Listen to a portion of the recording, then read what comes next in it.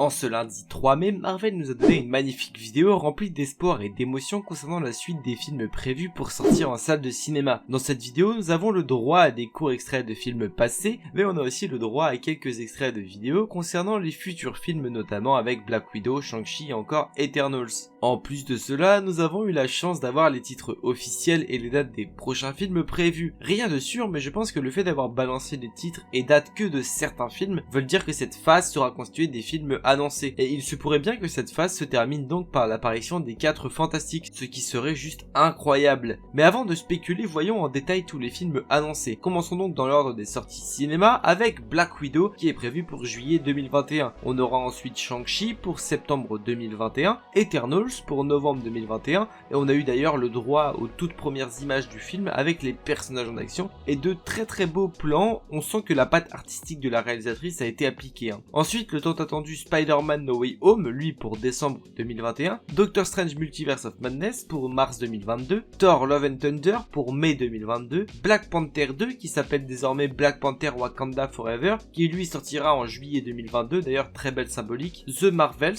réel nom de Captain Marvel 2, lui prévu pour novembre 2022, et d'ailleurs on peut comprendre ce nom avec le fait d'avoir plusieurs Marvel, c'est-à-dire Miss Marvel, Captain Marvel de Carol Danvers, et pourquoi pas avoir une Monica qui interpréterait une nouvelle Marvel, plutôt que de Photon ou Spectrum. Après The Marvels, il y aurait Ant-Man et la Guêpe Quantum Mania, qui lui est prévu pour février 2023, les Gardiens de la Galaxie volume 3 pour mai 2023, et pour terminer les 4 Fantastiques qui clôturent la marche, mais lui qui n'a absolument pas de date de sortie pour le moment. Ce qui fait tout de même 11 films en 2 ans, c'est complètement incroyable. Et puis finir par les 4 Fantastiques n'est pas anodin, c'est le film qui pourrait faire guise de teasing du gros méchant pour la phase 5, avec pourquoi pas l'arrivée du grand Victor Von Fatalis. Puis bien sûr, en plus de ces 11 films, on a également les séries qui feront partie de cette phase, avec WandaVision et Falcon de Winter Soldier qui eux sont déjà sortis. On a Loki qui arrive dans quelques semaines, Miss Marvel, Hawkeye pour cette fin d'année, et l'année prochaine avec She-Hulk, Moon Knight, Secret Invasion, et peut-être même Ironheart ou encore Armor Wars. Ce qui fera un total de 21 productions Marvel pour une seule et même phase. C'est juste incroyable, sachant que dans la phase 1, 2 et 3, en tout il y a 25 films. Maintenant, à voir si la théorie des films avec les titres balancés dans la vidéo feront tous partie de la phase 4.